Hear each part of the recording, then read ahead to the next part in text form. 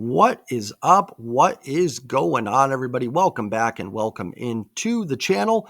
And for the first time in the 2024-2025 offseason, we do have a major league roster move to talk about as the Seattle Mariners have signed free agent infielder Donovan Solano to a one-year, $3.5 million deal. It could be worth up to $4.5 million if he hits some of his incentives. So before I dive any further into the move, do me a favor, if you can hit that like button and also hit that subscribe button. Just two free and easy ways to help support my channel. Liking helps get the video out to more people. And if you're new here, please hit subscribe. If you're a Mariners fan, I break down Mariners roster moves as well as post-game recaps for every single Mariners game through the upcoming season, which is going to be here before we know it. My goal is to get to 5,000 subs this year, so you guys can help me out. Like I said, it's just two free, easy ways to help support the channel is liking and subscribing. So thank you to everybody that has done that. Truly, truly appreciate it.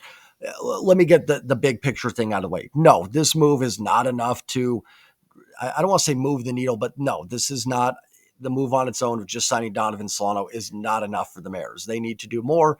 They should still be actively working on some things. We'll talk a little about Roki Sasaki. Maybe that's happening. We'll see. But they need to do more.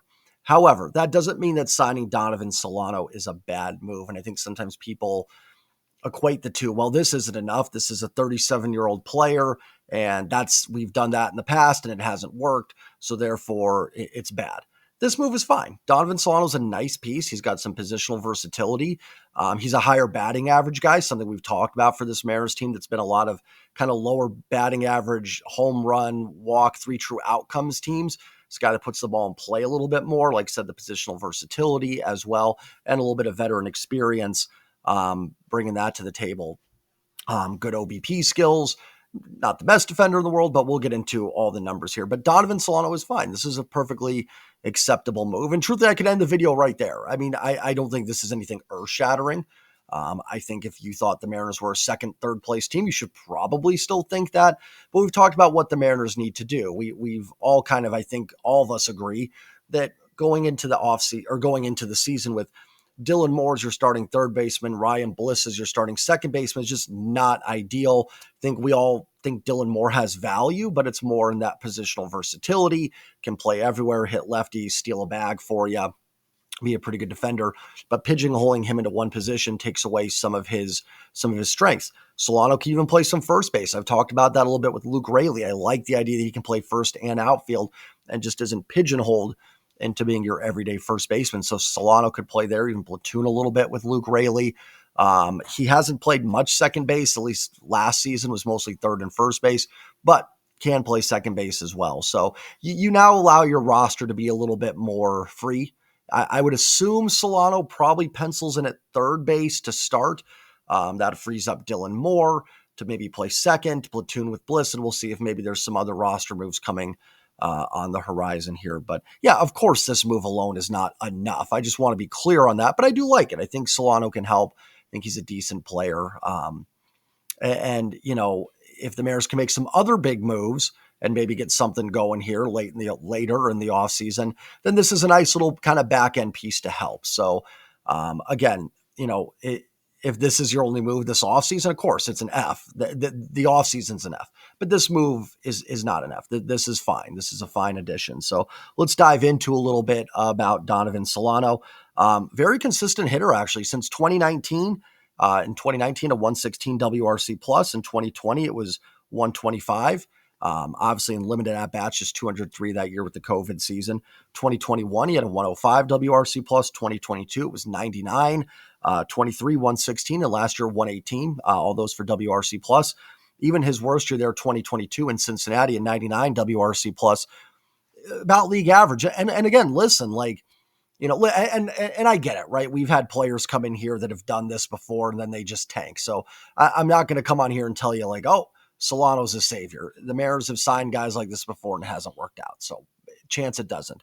But if you look at that, last 5 years, actually 6 years, 2022, his worst year, essentially a league average hitter. The Mariners could have used some league average hitters. What was Polanco's WRC plus last year? I know Colton Wong's was probably negative something. I'm going to pull it up real quick here on Fangraphs if I can. And of course, it's not going to load for me. There it is. Jorge Polanco. Let's see. his WRC plus last year was 92. A 99, Mariners missed the playoffs by one game.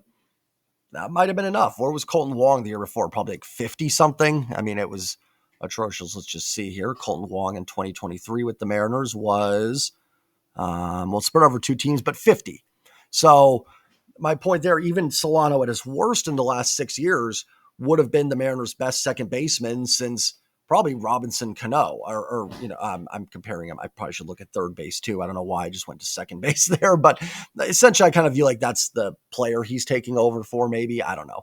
But my point still stands with that. So maybe not the best comparison because I think he might play third, but you get what I'm saying, right? Like the Mariners could have used some of that. It hasn't just been that Polanco, Colton Wong, Adam Frazier, those type of guys, AJ Pollock weren't enough. It's just they were so far below their career averages.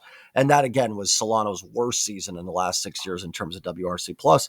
And that's substantial at-bats each year. In 19, it was 228 at-bats. I said 203 in 2020, 344 in 21, 304 in 22, 450 in 23, and 309 in 2024. So a fairly substantial amount of at-bats there, not just a 50, 60 sample size. He's certainly been used more against lefties, 816 OPS against left-handed pitching last year, 726 against righties. I didn't see how many at-bats that was in, probably limited. Let me see if I can pull it up on Baseball Reference here. Let me see how many at-bats that was in for that split. Let me go. I'm in Baseball Reference. I know you can't see it. I promise I'm there. Let's look at his splits for 2024. It was 177 plate appearances against righties, so fairly substantial. 726 OPS, which is certainly more than capable, and a Mariners team that could have used a couple 726 OPSs in the lineup that season. Also, good batting average. Going back to 19, 330 in 2020, 326, 280 the following year in 21. So even in his down year with the 99 WRC plus, still a 280 batting average. 284 in 22, 282 in 23, and 286 in 24. Also solid on base percentages in all those seasons. In 2019, 360 on base. In 2020, 396, 321 in 21, 339 in 2022, 369 in 23, and 343 in 2024. So you have a guy that good batting average. And again, I'm a batting average is overrated guy, but in this Mariners lineup that is a lot of Cal Raleighs with and I love Cal, but the 215 batting average type guy with home runs. Nice to see a hitter that can come in here and hit in that 275, 285 range, still get on base and provide decent value offensively. Certainly not a big power hitter by any means. He spent most of his career recently, began at Miami, then San Francisco, Cincinnati, Minnesota, and last year with the San Diego Padres.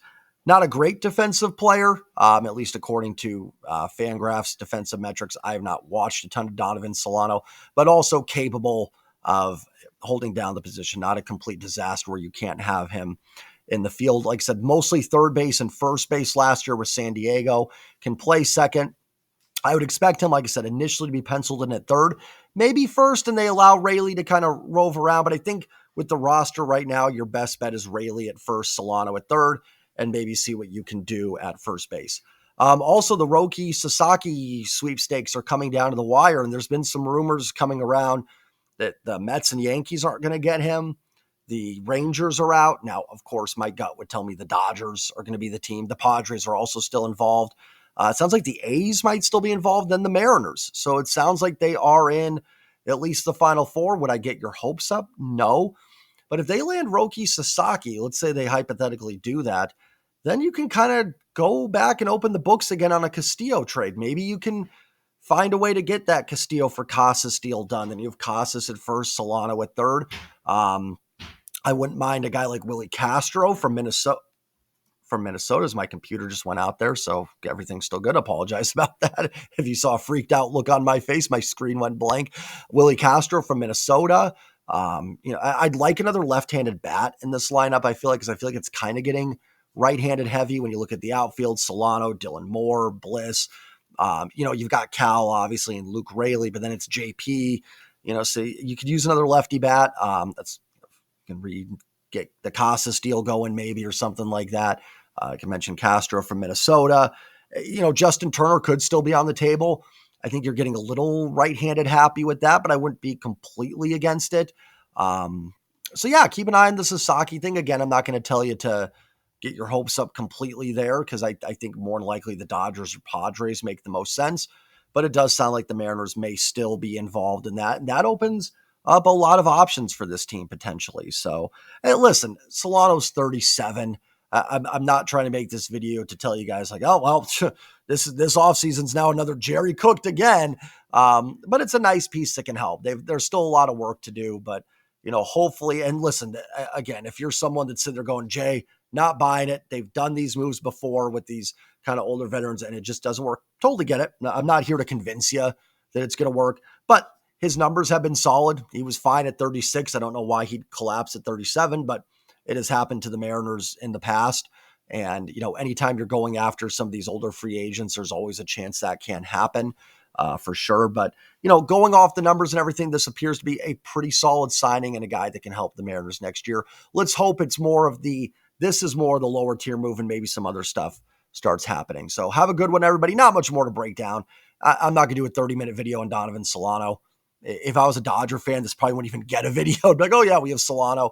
But the Mariners haven't done much. Want to talk about it. I think he can help, and we'll see what happens. If the Mariners make any more moves, I'll be here. Like, comment, subscribe, and I will see you guys all next time. Take care, everybody. And as always, go Mariners. Peace.